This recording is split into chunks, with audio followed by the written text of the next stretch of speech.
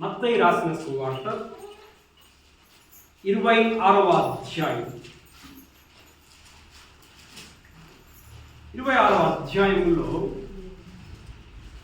36 నుండి కొన్ని వచనములను మనం చదివి ధ్యానం చేసుకుందాం. మత్తయి 26:36 నుండి మనము కొన్ని వచనములను చదివి ధ్యానం చేసుకుందాం.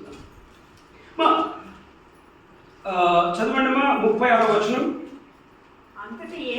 అంతటా యేసు వారితో కూడా గెత్సేమనే అనబడిన చోటికి వచ్చి, చదవండి, గెత్సేమనే అనబడిన చోటికి వచ్చి.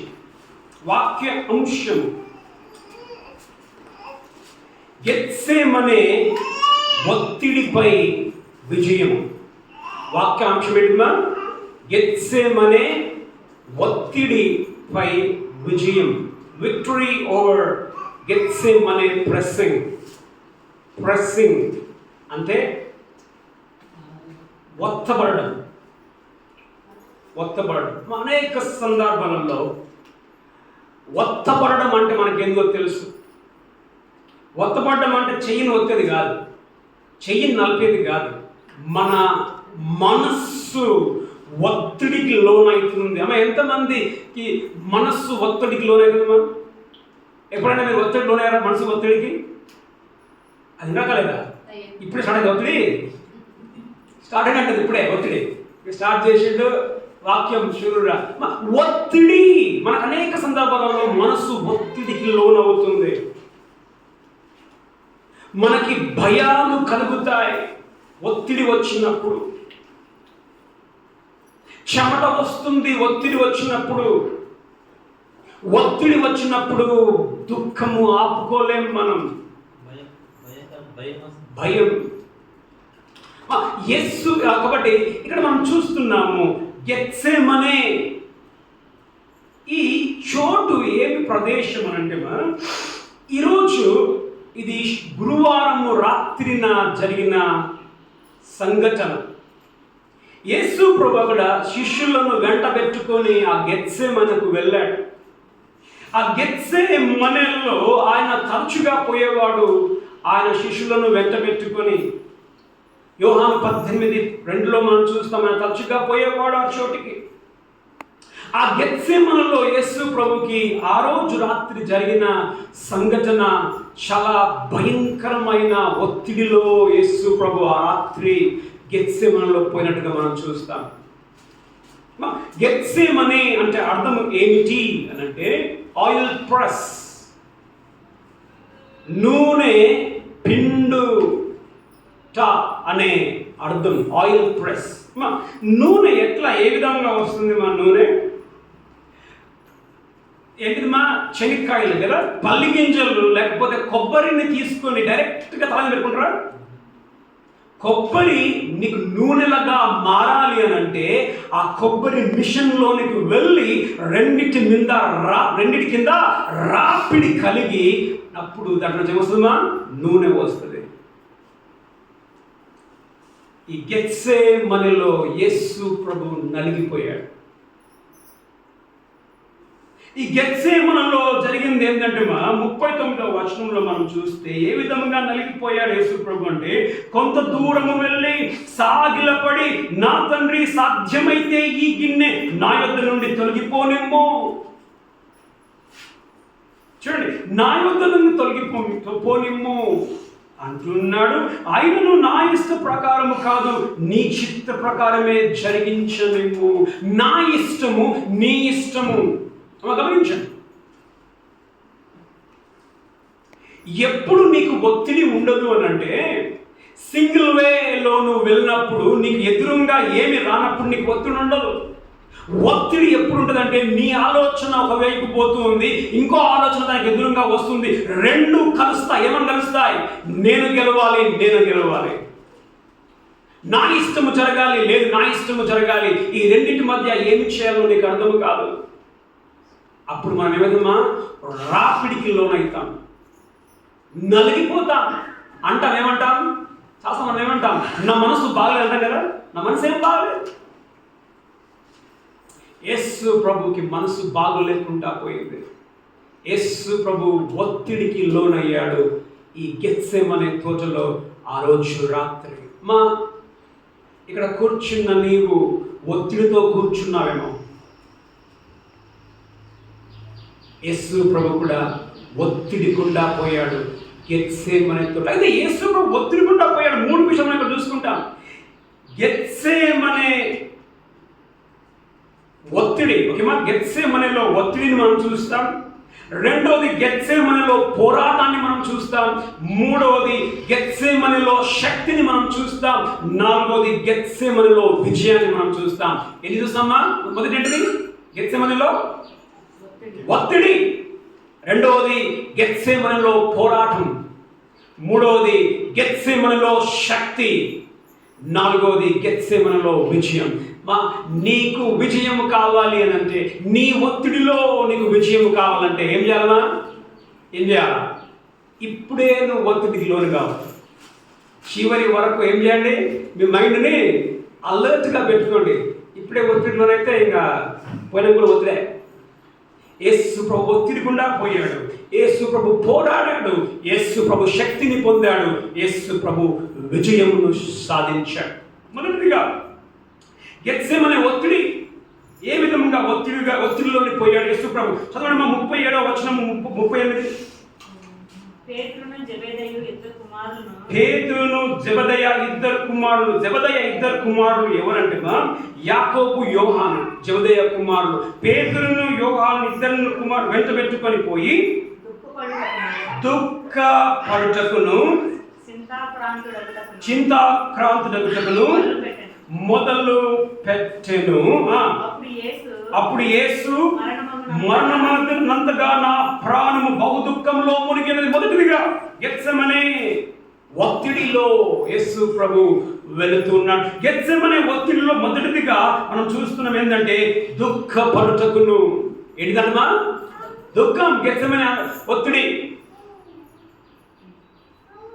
గెత్సేమనే ఒత్తిడి ఏంటిది? మట్టలు పట్టుకొని హోసన్నా జయము కాదు, సెలబ్రేషన్ కాదు, కోలాటము కాదు. ఈ గెత్సేమనే ఒత్తిడి ఏ ఒత్తిడి అంటే దుఃఖపడుటకు. యేసు ప్రభు దుఃఖపడుతూ ఉన్నాడు. దుఃఖం. దుఃఖము మనకందరికి దుఃఖం వస్తుంది. ఎప్పుడు వస్తుంది దుఃఖం? ఎప్పుడు వస్తుంది దుఃఖం? తట్టుకోలేని బాధ మనకున్నప్పుడు మనం దుఃఖపడతాం. కొందరిని మాత్రము ఇట్లా ముడితే సార్ కళ్ళ కింద కాతా ఉంటాయి. నువ్వు ఏం మాట్లాడే పని లేదు. ఏమ్మా బాగున్నావా అంటే నీళ్ళు రావుతా ఉంటాయి. కారణం ఏంటిదమ్మా? లోపల బాధ. యేసు ప్రభు ఒత్తిడిలో మొదటిదిగా ఆయన దుఃఖక్రాంతుడగుటకు మొదలు పెట్టెను అని మనం చూస్తూ ఉన్నాం. ఈ దుఃఖం ఎలాంటి దుఃఖము అని అంటే 38వ వచనంలో మనం చూస్తే, అప్పుడు యేసు మరణమగునంతగా నా ప్రాణము బహు దుఃఖములో మునిగి ఉన్నది. మొదటేమంటున్నాడు? దుఃఖక్రాంతుడగుటకు మొదలు పెట్టాడు. ఇక్కడ ఏమంటున్నాడు? బహు దుఃఖము. అమ్మా వినండి, దుఃఖము దానికి ఏమొచ్చింది కలిపి? బహు దుఃఖము. అనేక సందర్భాలలో మనము దుఃఖపడతాం. అంతకు ముందే యేసు ప్రభు 17-18 వచనాలలో ఈ పస్కా ఈ భోజనాన్ని శిష్యులతో భుజించాడు. భోజనము నువ్వు దుఃఖంలో ఉన్నప్పుడు తింటావా? భోజనం దుఃఖంలో తినవు. యేసు ప్రభు 17-18లో వారితో ఈ పస్కా భోజనాన్ని రొట్టెను ఆయన విరిచి తిన్నాడు. అప్పటి వరకు ఖుషీగా ఉన్నాడు. ఇప్పుడు సడన్ గా దుఃఖము, బహు దుఃఖములో ఆయన మునిగిపోయాడు. ఎంతగా దుఃఖంలో మునిగిపోయాడు? ఏమంటున్నా?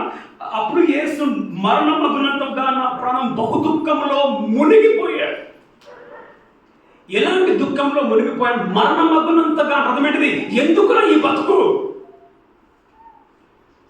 ఎందుకు నేను వచ్చాను లోకంలోనికి? అనేక సందర్భాలలో మనం ఇలాంటి ఒత్తిడిలోని మనం పోతుంటాం. ఎలాంటి ఒత్తిడి? నా బ్రతకెందుకు? యేసు ప్రభు కూడా అలాంటి ఒత్తిడిలో పోయాడు. నా బ్రతకెందుకు? ఆయన దుఃఖపడ్డాడు, బహు దుఃఖంలో మునిగాడు. యేసు ప్రభుని గురించి మనం చూస్తే ఎంతగా దుఃఖపడిన, మరణమగునంతగా. ఒక విధముగా చెప్పాలంటే తన బ్రతుకు మీద విరక్తి. ఎందుకు విరక్తి? ఇంకొన్ని గంటలలో ఆయనకి జరగబోయేది ఏందో గుర్తొస్తుంది ఆయనకి. బైబిల్లో మనం చూసుకుంటే యేసు ప్రభు ఏడ్చినట్లుగా మనం 3 సార్లు చూస్తాం. మొదట ఒకసారి ఎప్పుడు ఏడ్చాడు మన యేసు ప్రభు? ఎప్పుడు ఏడ్చాడు? లాజరు మరణించినప్పుడు యేసు ఏడ్చెను అని బైబిల్ చెప్తా ఉంది. రెండవసారిగా యేసు ఏడ్చినట్టుగా మనకు బైబిల్లో కనిపించేది ఎప్పుడంటే తెలుసామా? అది లూకా 19:41లో, క్షమించండి, లాజరుది యోహాను 11:35లో మనం చూస్తాం. రెండవసారి యేసు ఏడ్చింది యెరూషలేమును గూర్చి ఏడ్చాడు ఆయన. లూకా 19:41 యెరూషలేమును గూర్చి ఏడ్చాడు. ఇక్కడ మనం చూస్తే తనను గురించి ఏడుస్తూ ఉన్నాడు. వింటున్నారా? 2 సార్లు ఎవరి గురించి ఏడ్చాడమ్మా? లాజరు బాధను తట్టుకోలేక ఏడ్చాడు. ఆయన చచ్చిపోయింది తట్టుకోలేక ఏడ్చాడు. రెండోది యెరూషలేము వారిని గురించి ఏడ్చాడు. ఇంకా ఎప్పుడు మీరు మారేది? ఇక్కడ దేని గురించి దుఃఖపడుతున్నామా? తనను గురించి దుఃఖపడుతున్నామా? గమనించండి, ఇతరుల గురించిన బాధ కంటే నీకు కలిగిన బాధనే ఎక్కువ దుఃఖకరం.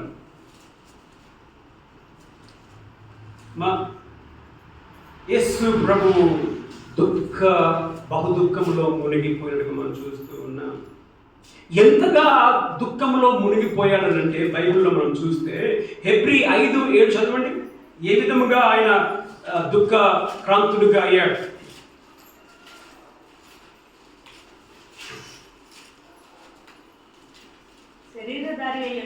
శరీరధారి అయ్యున్న దినములలో ఎట్లంట మహారోదన. అర్థమేంటిదిమా? కొంతసార్లు ఏడుపు మనం తట్టుకోలేనప్పుడు ఎక్కిళ్ళు వస్తాయి మనకి. ఎక్కి ఏడుస్తాం తట్టుకోలేనప్పుడు. మహారోదన అంటే ఆ గెత్సేమనే తోట. ఇప్పుడే మనం పాట పాడుకున్నాం, నలువైపున వినపడుచున్నది ఆ ధ్వని. ఏ ధ్వని? యేసు రోదన, యేసు ఏడుపు పగులుచున్నది మా హృదయములో. బహురోదనతో యేసు ఏమైనా దుఃఖాక్రాంతుడయ్యాడు, అరిచాడు. మహారోదనతో చూడమా, కన్నీళ్లతో. ఇక్కడ ఏమైనా దుఃఖాక్రాంతుడగా చూస్తున్నాం కదా, కన్నీళ్లతోను. కన్నీళ్లతో యేసు ప్రభు మొదటిదిగా ఆయన బహుదుఃఖంలో ఎందుకు బహుదుఃఖంలో యేసు ప్రభు మునిగిపోయాడు? గమనించండి, యేసు ప్రభు ఇక్కడ భావోద్రికమైన ఒత్తిడికి లోనవుతూ ఉన్నాడు. Emotional stress, pressing, emotional pressing. అనేక సందర్భాల్లో మనం భావోద్రికంగా మనం ఒత్తిడిలో లోనవుతాం. మనం ఏమవుతుంది నా బ్రతుకు? యేసు ప్రభు ఎందుకు ఆయన మహా దుఃఖములో మునిగిపోయాడంటే మొదటిదిగా మనం చూస్తే ఆయన పరిశుద్ధుడైన దేవుడు. పుట్టినప్పుడు ఆయనకి మరియాతో గాబ్రియేలు దూత ఏమంటాడు తెలుసా? ఏమంటాడు? పుట్టబోవాడు పరిశుద్ధుడనవాడు, పుట్టబోవాడు పరిశుద్ధుడు. లూకా 1:35లో ప్రభువైన యేసుక్రీస్తు జీవించిన దినములలో ఆయన ఛాలెంజ్ చేశాడు, నాలో పాపం ఉన్నదని మీలో ఎవడైనా రుజువు చేయగలడా? ఇప్పుడు యేసు ప్రభు ఏం కాబట్టి తెలుసామా? ఏ పాపాన్ని అయితే ఆయన అసహించుకున్నాడో, ఏ పాపం అయితే తనకు తగలొద్దు అనుకున్నాడో అదే పాపము సిలువలో తగలబోతుంది. అదిరిపోయాడు ఆయన ఆ గెత్సేమనే తోటలో. తట్టుకోలేకపోయాడు, దుఃఖములో మునిగిపోయాడు. ఆయన తెలుసు, ఏమని తెలుసు? ఆయనను ఏంటిదిమా అప్పగిస్తాడు. తన్ను ప్రేమించిన శిష్యుడే మోసము చేసి నన్ను ముద్దు పెట్టి అప్పగిస్తాడు. నన్ను ఈరోజు రాత్రి అరెస్ట్ చేస్తారు, నాకు గొలుసులు వేసి తీసుకొని వెళ్తారు, నన్ను అన్యాయమైన తీర్పులోనికి నన్ను తీసుకుని వెళ్తారు, నన్ను కొరడాలతో కొడతారు, చివరిదిగా ఏం చేస్తారు? తృణీకరిస్తారు. ఏమని తృణీకరిస్తారు? అప్పుడు అరిచారే, ఏ రోజు మట్టల ఆదివారం రోజు అరిచారే, హోసన్నా హోసన్నా అని అరిచిన కేకలు సిలువకు వేయి సిలువకు వేయి అని మారబోతూ ఉన్నాయి. చివరిదిగా ఆయన సిలువలో నీ నా పాపమును రుచి చూడబోతూ ఉన్నాడు. ఆయన ఏ పాపం ఎరగని ఆయనను మన కొరకు పాపిగా చేశారు. మన సిలువలో యేసు ప్రభు బహు దుఃఖములో మునిగిపోయింది. కారణం ఏంటి సమా? నీ పాపాన్ని రుచి చూడబోతూ ఉన్నాడు. ఏ పాపాన్ని మా కొన్నిసార్లు ఒక్క పాపము ఎవడైనా ఒక్కడు చేస్తే ఏమన్నాం తెలుసా? తూ నీ బ్రతుకు మీద అంటమనమా? ఒక్క పాపము చేసిన తూ అంటావు. లోక పాపములు మోసుకొని పోవు దేవుని గొర్రె పిల్ల. ఒక్క పాపము కాదు మా, లోకములోని ఆయన నమ్మిన ప్రతి ఒక్కరి పాపములను ఆయన శిలువలో భరించబోతూ ఉన్నాడు. దానికి భయపడ్డాడు యేసు ప్రభు. బహు దుఃఖములో మునిగిపోయాడు.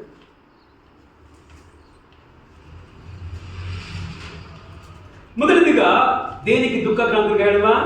ఆయన పాపమును గురించి భయపడ్డాడు. అయ్యో, నేను పాపాన్ని ఏం చేయాలా?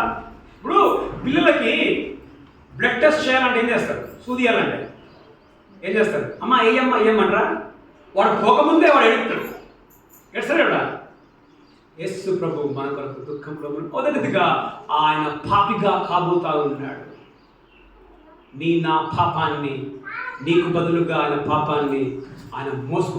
రెండోదిగా మనం చూస్తే యేసు ప్రభు ఎందుకు బహు దుఃఖంలో మునిగిపోయాడు అని అంటే, ఆయన ఆది నుండి తండ్రి చేత ప్రేమింపబడ్డాడు.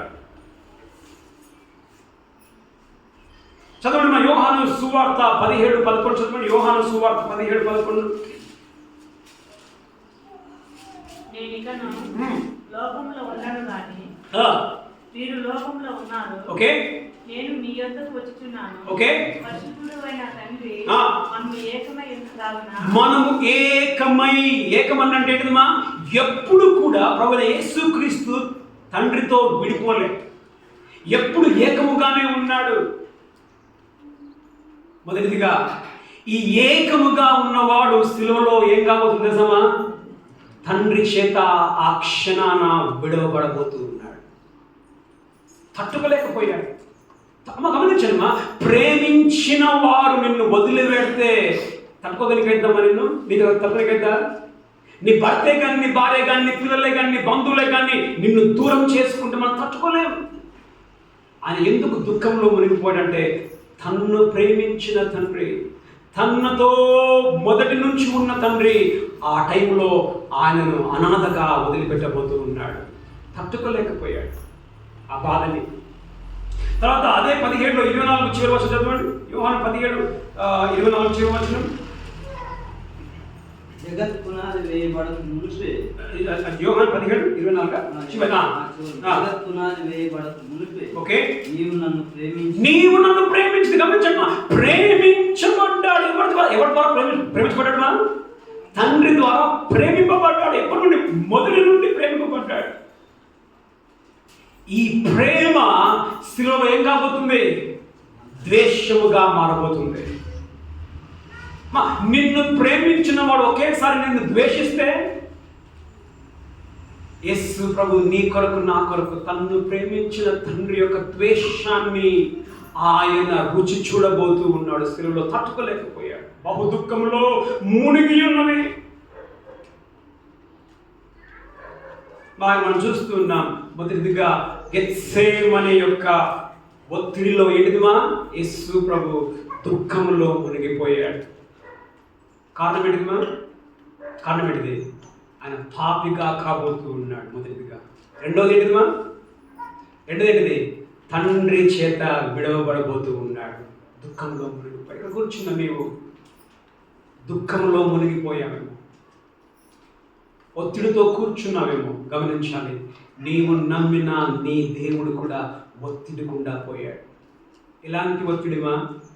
బహు దుఃఖంలో మునిగిపోయాడు. నువ్వు దుఃఖపడొచ్చేమో, నువ్వు దుఃఖపడుతున్నావేమో. ఇది దుఃఖము కాదు, ఈయన బహు దుఃఖంలో మునిగిపోయాడు యేసు ప్రభు.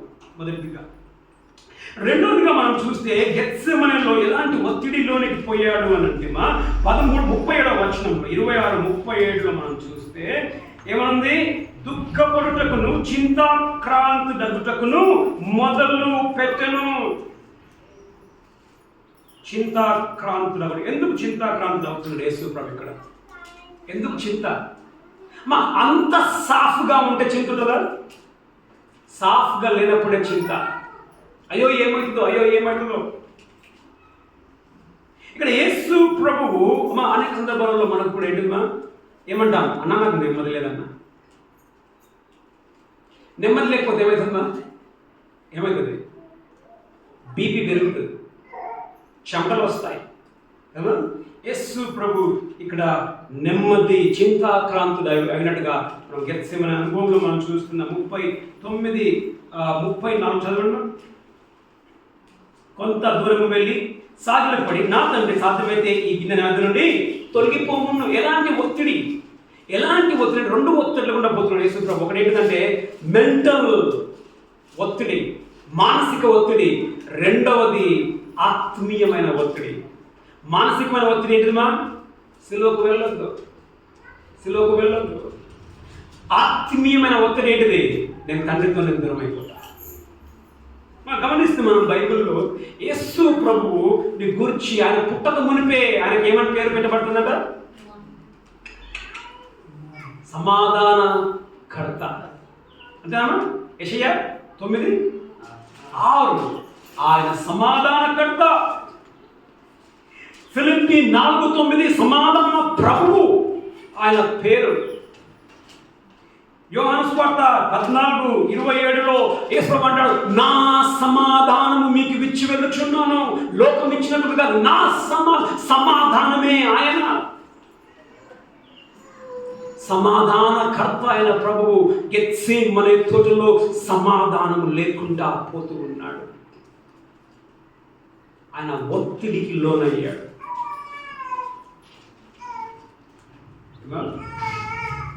సమాధాన ప్రభువుకి సమాధానం లేదు. బైబిల్లో యేసు అంటాడు, ఏమంటాడు? మనం చూసుకున్నాం పోయిన వారు కూడా, ప్రయాసపడి భారం మోసుకుని వెళ్తున్న సమస్త జనులారా నా యొద్దకు రండి, మీ భారము నా మీద వేయండి, నీ భారము నా మీద వెయ్యి అని చెప్పునైనా భారము గుండా వెళుతూ ఉన్నాడు. ఇక్కడ నీ ఒత్తిడి నా మీద వెయ్యు, నీ ఒత్తిడి నేను మోస్తానని చెప్పిన ఆయన ఇక్కడ ఒత్తిడిలో వెళుతూ ఉన్నాడు. ఆయన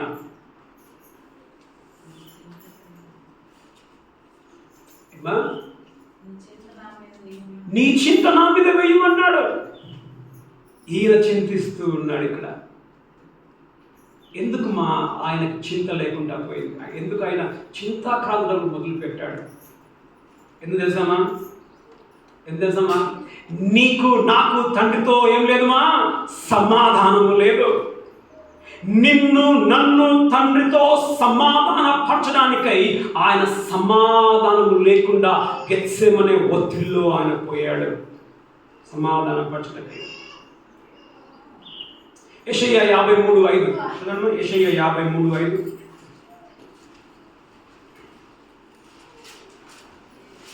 యెషయా 53:5 మన అతిక్రమ క్రియలను బట్టి ఓకే అతడు గాయపరచబడెను, మన దోషములను బట్టి కొట్టబడెను. ఓకే మన సమాధానార్థమైన శిక్ష అతని మీద మన సమాధానార్థమైన శిక్ష.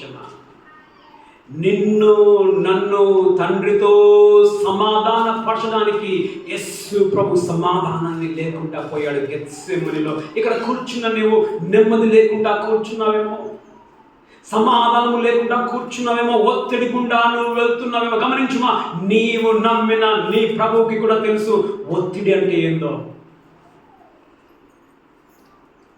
రాపిడి, మనసులో రెండు కలిసి రాపిడవడం ఏందో తెలుసు. ఆయన నలిగిపోయాడమ్మా నీ కొరకు నా కొరకు గెత్సెమనేలో. బహు దుఃఖం అంటే ఏందో తెలుసు ఆయనకి, చింత అంటే ఏందో కూడా తెలుసు ఆయనకి. బరువు మోయలేకపోయాడు గెత్సెమనేలో. రెండవదిగా. మూడవదిగా ఏ విధమైన ఒత్తిడికి యేసు ప్రభు లోనయ్యాడు అని అంటే లూకా సువార్త 22:44. లూకా సువార్త 22:44. ఆయన వేదన పడి మరింత ఆతురతముగా ప్రార్థన చేయగా ఆయన చెమట నేల పడుచున్న గొప్ప రక్త బిందువు వలె అమ్మా. మూడవదిగా చాలా భయపడిపోయాడు యేసు ప్రభు గెత్సేమని తోటలో. ఎంత భయపడిపోయాడు తెలుసా అమ్మ. భయం కొన్ని సందర్భాలలో భయం వస్తే ఎంతమందికి ఇక్కడ చెమట వస్తుందమ్మా? భయం వచ్చినప్పుడు చెమట చూడండి ఎవరికన్నా వస్తుందా? ఓకే, చెమట వస్తుంది, కొద్దిగా భయం వస్తుంది కదా.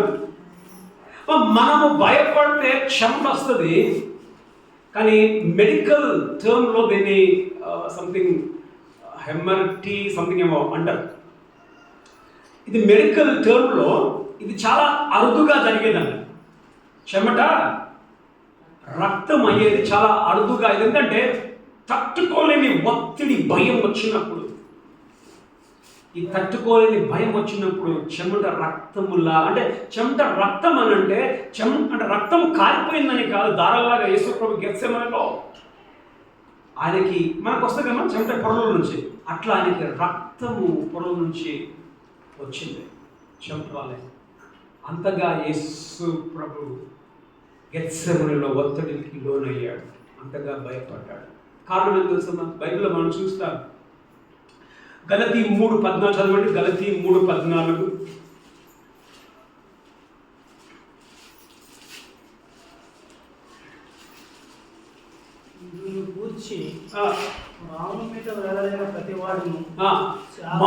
మ్రాను మీద వేలాడిన ప్రతి వాడును శాపగ్రస్తుడు, ఆయన శాపము కాబోతా ఉన్నాడు సిలువలో. అదే మీతో చదువుకోండి మా. ద్వితీయోపదేశకాండము 21:23 కూడా మనం చూస్తాం. ప్రాణం మీద వేలాడబడిన వాడు ఎవరట? శాపగ్రస్తుడు. ఆయన శాపము కాబోతూ ఉన్నాడు మన పాపముల నిమిత్తం. ఆయన మిక్కిలిగా ఆయన భయపడ కూర్చున్న నీవు నీ భవిష్యత్తుని గురించి నువ్వు భయపడుతూ ఉన్నావా? నీవు భయపడితే చెమట వస్తుంది, కానీ నీ రక్షకుడు గెత్సేమనీలో ఎలాంటి ఒత్తిడి లేకుండా పోయాడంటే ఆయన చెమట రక్తముగా మారినంత ఒత్తిడి గుండా పోయిన యేసు క్రీస్తు పోయాడు. సిలువలో ఒక మాట పలికాడు. ఏమో పలికాడమా? ఎలి ఎలి లామా సబక్తాని, నా దేవా నా దేవా నా చెయ్యి ఎందుకు వదిలిపెట్టాడు? ఎందుకు నన్ను వదిలేశాడు? భయం. భయం. ఏం భయం? నన్ను ప్రేమించిన నా తండ్రి నన్ను వదిలిపెట్టబోతూ ఉన్నాడు. భయపడిపోయాడు. ఇక్కడ యేసు ప్రభు గురించి ఇంకా మనం ఎలాంటి ఒత్తిడిలో యేసు ప్రభు పోయాడు అని అంటే 38వ వచనంలో మనం చూస్తే 38వ వచనం చివరి భాగంలో యేసు ఏమంటుందంటే, అతడు యేసు నా ప్రాణము దుఃఖంలో మునిగి ఉన్నది, మీరు ఇక్కడ నిలిచి నాతో కూడా మెలకువగా ఉండుడని వాడితో చెప్తున్నా. ఏమంటున్నాడు శిష్యులతో? ఏమంటున్నామా? మీరు నాతో కూడా ఉండండి. నాతో అంటే అమ్మ ఎప్పుడు అంటారమ్మా నాతో ఉండమని? మనము ఎప్పుడు అంటామమ్మా మనం నాతో అని? నాతో ఉండమని ఎప్పుడు అంటామంటే నీకు భయమైనప్పుడు గట్టిగా పట్టుకుంటావు. అమ్మా నన్ను వదిలిపెట్టిపోకమ్మా, నీ ధైర్యము కావాలి, నీ సన్నిధి నాకు కావాలి. యేసు ఎంత ఒత్తిడి గుండా వెళుతున్నాడంటే ఆఖరికి ఆయన తన శిష్యులని పట్టుకొని నాతో కూడా మీరు మెలకువగా ఉండండి. వారి జాలి, వారి కనికరము కావలసి వచ్చింది మా గెత్సేమనీలో యేసు ప్రభుకి. మరలా అంటాడు ఇక్కడ, ఎక్కడ అంటాడు చూడమ్మా? 40వ వచనంలో అంటాడు. 40వ వచనంలో అదే మాట అంటాడు. ఆయన మరలా శిష్యులతో వచ్చి వారు నిద్రించుట చూచి ఒక్క గడియ నాతో కూడా మెలకువగా, ఒక్క గడియ కూడా నాతో ఉండలేరా మీరు? కొంచెం టైం మీరు నాకు ఇవ్వని కాదా మీకు? బైబిల్లో యేసు ప్రభు అంటాడు. ఏమంటాడు? ఇదే పనిలేదు కానీ యోహాను సువార్త 14:28లో మిమ్మలను అనాథలుగా విడిచి వెళ్ళను. మత్తయి 28:20 అంటాడు, ఇదిగో నేను సదాకాలం మీకు తోడై ఉన్నాను, నేను మీకు తోడుగా ఉంటాను, నేను మీకు ధైర్యముగా ఉంటాను అని చెప్పిన ఆయన గెత్సేమనే తోటలో ఏమంటున్నాడు? మీ తోడు నాకు కావాలి. మీ తోడు నాకు కావాలి. ఆయన గెత్సేమనెలో ఏమైందమ్మా? ఆయన నలిగిపోయినట్టుగా మనం చూస్తున్నాం. ఒత్తిడి గుండా ఆయన పోయి ఉంటూ ఉన్నాడు. మీరు కూర్చున్న నీవు ఒత్తిడి గుండా వెళ్తూ ఉన్నావా? నువ్వు బహుదుఃఖంలో నువ్వు మునిగిపోయావా? నువ్వు చింతలో నీవు మునిగిపోయావా? నీవు భయములో నీవు ఇక్కడ కూర్చొని ఉన్నావా? ఏం జరుగుతుంది ఇక తర్వాత అని? నీ దేవుడు నీ పాపము మోయడానికి కూడా ఆయన అదే ఒత్తిడి గుండా ఆయన వెళ్ళి ఉంటూ ఉన్నాడు. ఇప్పుడు రెండోది గెత్సేమనేలో పోరాటం. మొదటిమా గెత్సేమనేలో ఒత్తిడి, రెండోదిగా గెత్సేమనేలో పోరాటం. ఈ ఒత్తిడిలో యేసు ప్రభు పోరాటం చేస్తూ ఉన్నాడు. 39 నుంచి 44 వర్షంలో చూస్తే ఏ విధంగా పోరాటం చేస్తున్నాడు అంటే 36లో ఏకాంతముగా అంతట యేసు వారితో కూడా గెత్సేమనే చోటికి వచ్చి నేను అక్కడికి వెళ్ళి ప్రార్థన చేసి వచ్చే వరకు ఏకాంత ప్రార్థన. మా ఒత్తిడిని ఏ విధంగా ఎదుర్కోవాలనుకున్నాం? యేసు ప్రభు ప్రార్థనతో ఎదుర్కోవాలనుకున్నాడు. ప్రార్థనలో పోరాటము చేసి గెలవాలనుకున్నాడు. నేను ఏకాంత ప్రార్థన నీకుందా? ఒత్తిడి వచ్చినప్పుడు మనం ఏం చేస్తాం? సాధారణంగా మనం భయపడతాం, వేరే వాళ్ళకి మన ఒత్తిడి గురించి చెప్తాం. మన స్ట్రెస్ని తగ్గించుకోవడానికి మనం ఏం చేస్తామా? ఇతరులతో మనము సంప్రదింపులు చేస్తాం. కానీ ప్రభువైన యేసు క్రీస్తు ఒత్తిడిలో ఎక్కడికి వెళ్తాడమ్మా? తండ్రి దగ్గర. ఆయన పోరాటంలోనికి వెళ్ళాడు. ఏకాంత కదా ఏమని ఆయన పోరాటం చేస్తున్నాడు. 39 వర్షంలో ఏమని పోరాటం చేస్తున్నాడమ్మా? కొంత దూరం వెళ్ళి సాగిలపడి నా తండ్రి సాధ్యమైతే ఈ గిన్నె నా ఎదురు నుండి తొలగిపోనేమో, ఆయనను నా ఇష్ట ప్రకారము కాదు నీ చిత్త ప్రకారమే కానిమ్మని ప్రార్థన చేసాము. ఏమని పోరాటము? తండ్రి నీ చిత్తము జరగలేదు, నాకు సహాయము చేయు, నీ చిత్తాన్ని జరిగించాలని.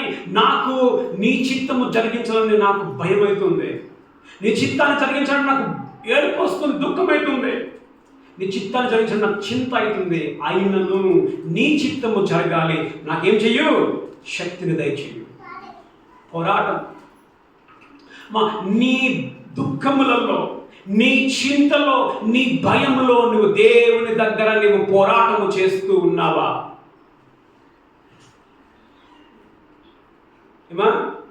ఎక్కడ మనం పోరాటం చేస్తామండి?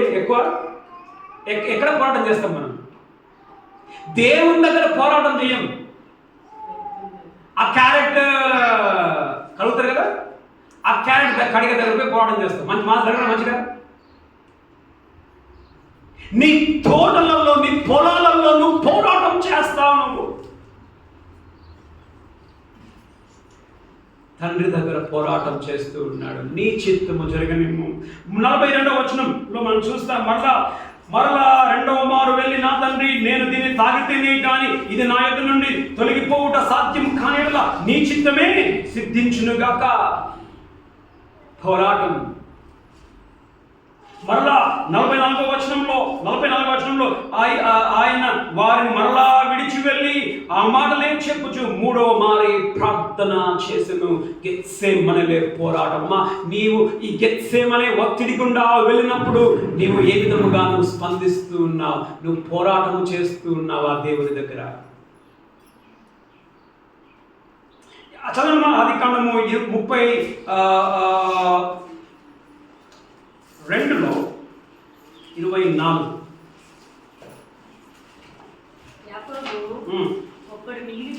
ఒక్కడు మిగిలిపోయాను.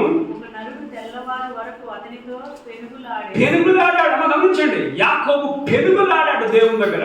ఏమని పెనుగులాడాడు? నన్ను ఆశీర్వదిస్తే తప్ప నేను నిన్ను కొనియా. నువ్వు పెనుగులాడుతున్నావా దేవుని దగ్గర? పెనుగులాడ తర్వాత కిందికి పోతే అంటాడు, అదే అధ్యాయం ఏమంటాడు? దేవుడు ఏమంటాడు? నీవు నరునితోనూ మనుషునితోనూ పోరాడి నువ్వు గెలిచావు. యేసు ప్రభు మనం చూస్తున్నాం. రెండోదిగా గెత్సేమనేలో ఆయన ఒత్తిడి మీద ఏం చేశారమ్మా? ఆయన ఆయన పోరాడాడు. ఎట్లా పోరాడాడండి? ఎట్లా పోరాడాడు? ప్రార్థన. ప్రార్థన. మూడవదిగా మనం చూస్తే గెత్సేమనీలో శక్తి. గెత్సేమనీలో శక్తి. చదవమ్మా, లూకా రాసిన సువార్త 22వ అధ్యాయం 42-43. లూకా 22:40.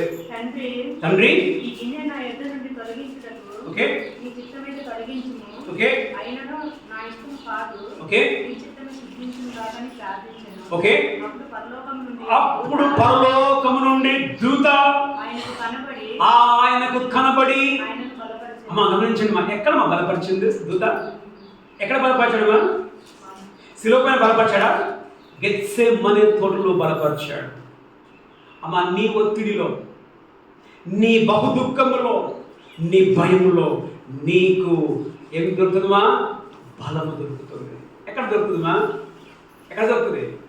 ఎక్కడ? గెత్సేమనీలో, నలిగిపోయిన చోటులో నీకు ధైర్యం. అదే అంటాడు గెలిచి. ఇప్పుడు యేసు ప్రభు ఇక్కడ మనం చూస్తే ఏమంటున్నా, ఆయన ఎప్పటిదాకా పోరాటం చేశాడు? ఎప్పటిదాకా పోరాటం చేశాడు? ఇక్కడ ఎప్పటిదాకా పోరాటం చేశాడు? ఆదరణ. ఇడిమా బలము వచ్చే వరకు పోరాటము చేశాడు గెత్సేమనీలో. యేసు ప్రభు ఒక్కసారి తండ్రి నిశ్చితం కానిమ్మని చెప్పేసి కప్పుకుంటుంటే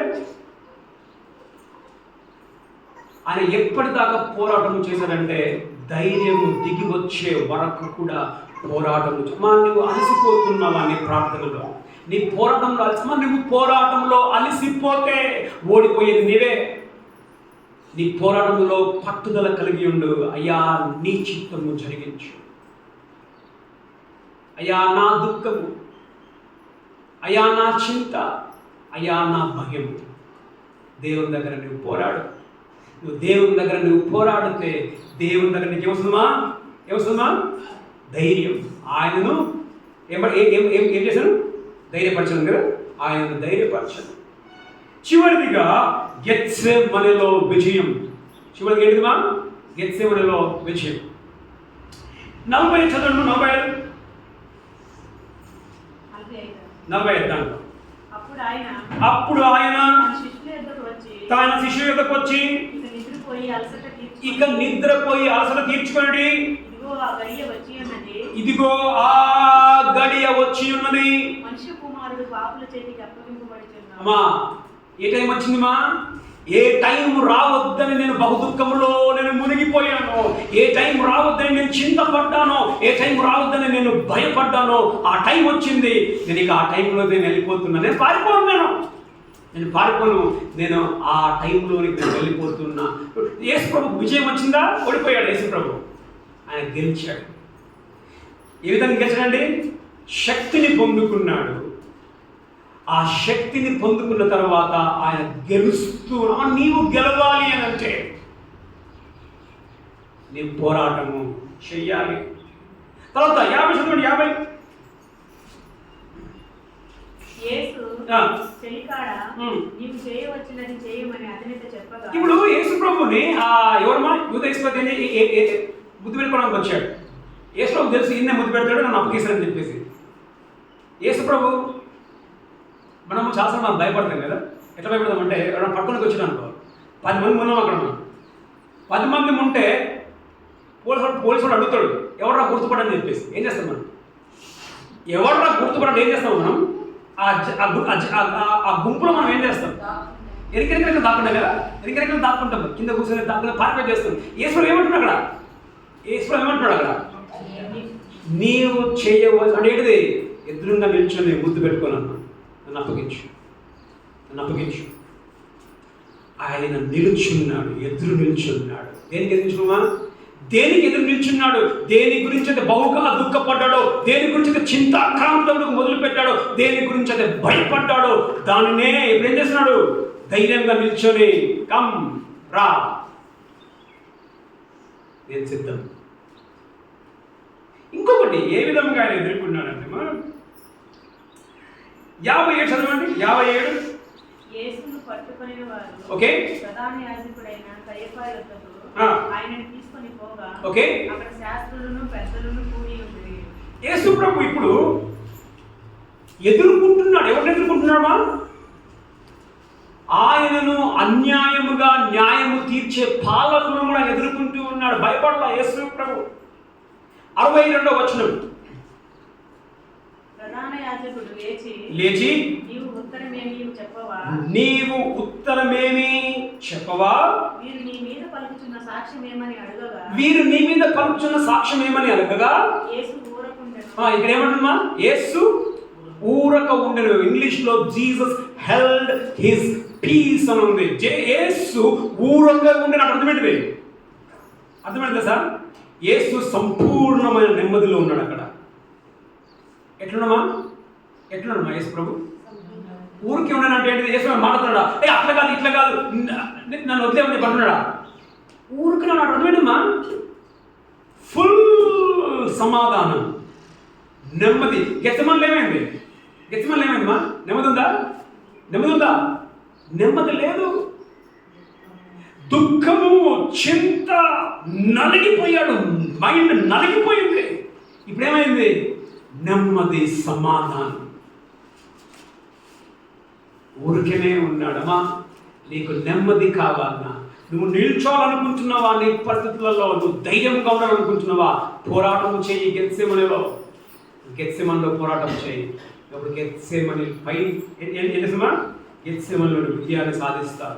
చివరిగా యేసు ఒక మాట అన్నాడు. ఏమన్నాడు? శిలువలో ఏమన్నాడు? 6వ మాటన సమాప్తమాయను. ఏం సమాప్తమైంది? నా దుఃఖం అయిపోయింది, నా చింత, అన్నిటికీ భయపడ్డాను. ఇప్పుడు నేను గెలిచాను. ఒక మాట చివరిగా నేను చెప్పి ముగిస్తాను. ఇక్కడ కూర్చున్న నీవు బహు దుఃఖములో నీవు ఉన్నావేమో. అది ఏ బాధ అయినా కానీ యేసు ప్రభు బాధ లేదు, మన బాధ లేదు. యేసు ప్రభు బాధ ఏంటిది? పాపము లేకుండా పాపిగా కాబోతున్నాడు కాబట్టి బాధపడ్డాడు యేసు ప్రభు. మనకి పాపము చేసి, తప్పులు చేసి, చిక్కులలో పడి బహు దుఃఖంలోకి పోతాం మనం.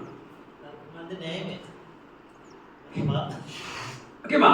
మరి ఇక్కడ కూర్చున్న మనంలో ఎలాంటి దుఃఖంలో నువ్వు కూర్చొని ఉన్నావు?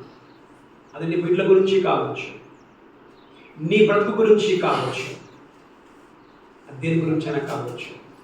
బహు దుఃఖంలో మునిగిపోయావు. ఎలాంటి చింతలో నీవు నలిగిపోతూ ఉన్నావు? ఎలాంటి చింత ఒత్తిడి గుండా వెళ్తున్నావు? నా బ్రతుకు ఇంకా నెక్స్ట్ ఏంటిది? దేని గురించి నువ్వు భయపడుతున్నావు?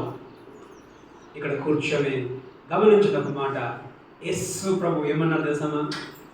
దేని గురించి చింతించకుడి, దేని గురించి చింతించకుడి అని చెప్పిన ఆయన గెత్సెమనీ తోటలో ఏం చేస్తున్నాడు? ఇది ఎక్కడి మాట మరి? చింతించొద్దు అన్నాడు, చింతిస్తూ ఉన్నాడు. కానీ మనం గమనిస్తే ఎక్కడుందా దేని గురించి చింతించకుడి? ఫిలిప్పీ 4:6 చదవండి. ఫిలిప్పీ 4:6.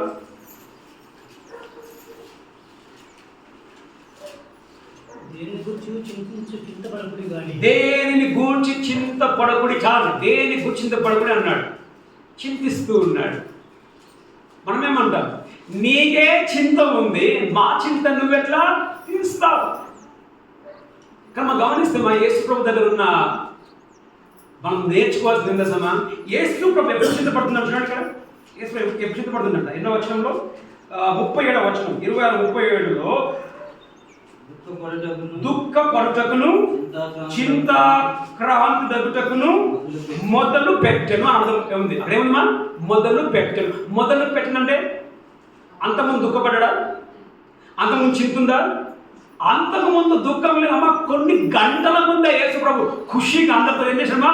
ఆ ప్రభు ఆ బల్లను తీసుకున్నాడు. కొన్ని గంటల ముందే. పోయినప్పుడు కూడా బాగానే ఉన్నాడు.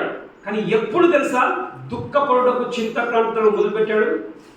ఎప్పుడన్నా అక్కడ మొదలు పెట్టానంటే ఇంకొంచెం గంటలలో ఆయనకు ఇవన్నీ వస్తాయని తెలిసినప్పుడే ఆయన చింతపడ్డాడు.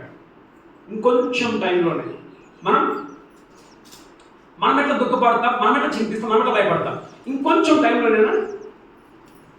సంవత్సరానికి జరగబోయేది ఇప్పుడే నువ్వు దాని గురించి దుఃఖపడతావు. 6 నెలల జరగబోయే దాని గురించి ఇప్పుడే నువ్వు చింతపడతావు. అది ఎట్లా చేయాలా? అయ్యో నా బిడ్డకి సంబంధం ఎట్లా వస్తుంది? అయ్యో హాస్పిటల్కి డబ్బులు ఎక్కడికి వస్తాయి? అయ్యో అప్పుడు ఎక్కడి నుంచి తీరుతాయి? చింతపడమని ఏమా? యేసు ప్రభుకి గమనించండి, యేసు ప్రభుకి పర్ఫెక్ట్గా తెలుసు. భూలోకానికి రాకముందే ఏమని తెలుసుమా? శిలువలో ఇది అవుతుందని తెలుసు. తెలిసినప్పుడు నేను పోనని చెప్పాడా? మన ఫ్యూచర్ గురించి మనకు తెలియదు, రేపటి గురించి మనకు తెలియదు. తెలిసింది యేసు ప్రభుకే. తెలియని మనం ఎంతో భయపడతాం, తెలిసి యేసు ప్రభు ఏం భయపడతాం. సరేలే ఇంకేంటిది 33 సంవత్సరాలప్పుడు కదా చంపేది అని చెప్పేసి 30 సంవత్సరాల దాకా నెమ్మదిగా ఉండి ఇంకా 30 సంవత్సరాలు చింతపడ్డా, ఏడ్చాడా? 3 సంవత్సరాలు ఏడుకొని కూర్చున్నాడా? అయ్యో అయ్యో ఎప్పుడు స్టార్ట్ చేసినట్ట?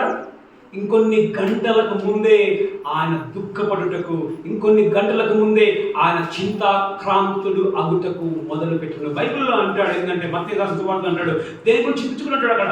మీరు చింతించకండి, ఏనాటికి ఆనాటికి చాలు, రేపటి దినము రేపటి సంగతులను చూసుకుంటుంది. అమ్మా దేవుడమ్మా, ఏనాటికి ఆనాటికి చాలు, రేపటి దినం రేపు చూసుకుంటుంది. కూర్చున్న మనలో నీ బహు దుఃఖములో రెండోదేంటిమా, నీ యొక్క నెమ్మది లేకపోయిన దాంట్లో, నీ భయంలో యేసు ప్రభు వాటి గుండా పోయాడు. చివరిగా చదవడం హెబ్రీ 5:7 చదవడం, చదువు ముగించుకున్నాం. హెబ్రీ 5:7. శరీరధారి అయిన దినములలో మహారోదనముతోను కన్నీళ్లతోను తన్ను మరణము నుండి రక్షింపగలవానికి ప్రార్థనలు యాచనలు చేసి భయభక్తులు కలిగి ఉన్నందున అంగీకరింపబడిన అర్థం ఏంటిది? అంగీకరింపబడిన అర్థం ఏంటిది? ఆయన ప్రార్థన అంగీకరింపబడింది. యేసు ప్రభు ప్రార్థన అంగీకరింపబడింది. యేసు ప్రభు ప్రార్థన అంగీకరింపబడింది కాబట్టి యేసు ప్రభు అంటున్నాడు, అడుగుడి మీకు ఇవ్వబడును. ఎందుకు మీకు ఇవ్వబడును? నాకు ఇవ్వబడింది, మీకు ఇవ్వబడుతుంది. కాబట్టి ఈ ఒత్తిడిలో యేసు ప్రభు మన గురించి గెత్సెమనేలో ఆయన ఒత్తిడి గుండా ఆయన వెళ్ళి ఉంచున్నాడు. ఆ ఒత్తిడిలో యేసు ఏం చేశాడండి? మొదటి గెత్సెమనేలో ఏం చేశాడు? గెత్సెమనే ఒత్తిడి గుండా పోయాడు. రెండవది గెత్సెమనేలో పోరాటము చేశాడు. మూడవది గెత్సెమనేలో ఏం చేశాడు? ఏమైంది? ఆయనకి శక్తి పొందుకున్నాడు. నాలుగవది గెత్సెమనేలో ఆయన విజయాన్ని పొందుకున్నాడు. మనకి విజయం కావాలన్నా, విజయం కావాలి. విజయం కావాలంటే ఏం చేయాలా? విజయం కావాలంటే పోరాటం చేయి దేవుని దగ్గర. నువ్వు పోరాటం చేయాలండి. నీకు శక్తి వచ్చే వరకు ఖచ్చితంగా శక్తి వస్తుంది నీకు. తర్వాత ఖచ్చితంగా విజయం నీకు దొరుకుతుంది. అలా మూసుకుందాం, ప్రార్థన చేస్తుంది. తండ్రి మీకు వందనములు. మా పాపముల నిమిత్తము, మా పాపములను భరించిన కొరకై గెత్సెమనే తోటలో ఒత్తిడి గుండా నువ్వు వెళ్ళావు. బహు దుఃఖములో మునిగిపోయావు. మహారోదనలతో తండ్రి దగ్గర ప్రార్థించావు. నీ చిత్తమైతే చింతాక్రాంతులుగా నువ్వు అయ్యావు. మా సమాధానార్థ బలి నిమిత్తం బలిగా అయ్యావు. మాకు తండ్రితో సమాధానం చేయడానికి నీవు చింత గుండా వెళ్ళావు. నీ చెమట రక్తముగా మారేంతగా భయపడ్డావు. అనేక సందర్భాలలో మేము కూడా బహు దుఃఖంలో గుండా మేము వెళ్తూ ఉంటాం, చింత గుండా మేము వెళ్తూ ఉంటాం,